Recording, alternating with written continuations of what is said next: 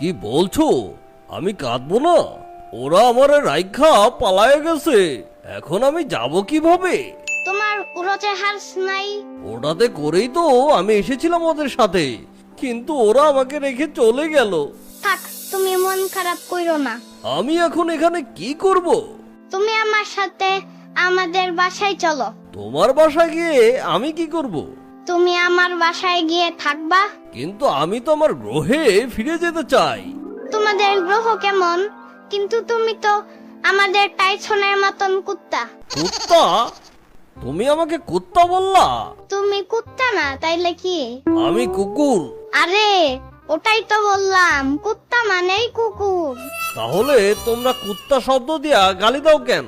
আমি তো দেই না, যারা দেয় ওরা খুব পচা। আচ্ছা এবার চলো আমাদের বাসায় চলো। পানির নিচে ডলফিনটা তো জঙ্গলের মতন, হেডাটা জঙ্গলের মতন। পানির নিচে ডলফিনটা তো জঙ্গল। ইয়ামিন, তুমি আমারে যেভাবে হোক আমার গ্রহে পাঠানোর ব্যবস্থা করো। আমি কেমনে তোমার গ্রহতে পাঠাবো? তাহলে কি আর আমি ফেরত যেতে পারবো না? ইয়ামিন, তুমি ঘরের ভেতরে এই কুকুর কই থেকে নিয়ে আসছো?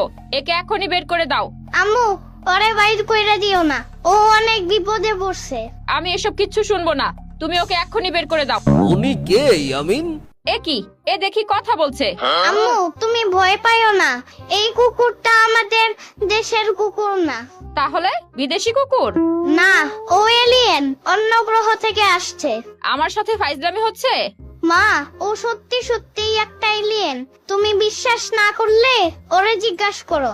আমার জিগায় কাম নাই, তুমি এক্ষুনি এই কুকুরের ঘর থেকে বাইর করে দিবা। আচ্ছা ঠিক আছে, চলো বাইরে যাই। আম্মু এখন রাইগা আছে।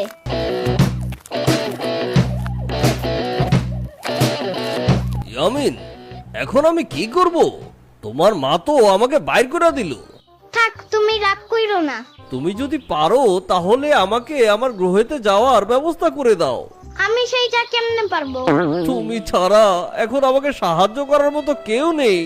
ঠিক আছে, তুমি যখন এত কইরা বলতেছো তাইলে আমি দেখতেছি।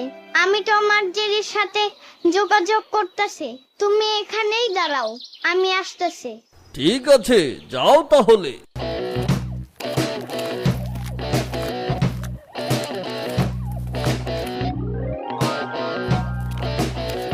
এই দেখো, মোবাইল নিয়ে আসছে। এইটা দিয়ে কি হবে? আরে এখন এটা দিয়ে টম আর জেরিকে ফোন দিব।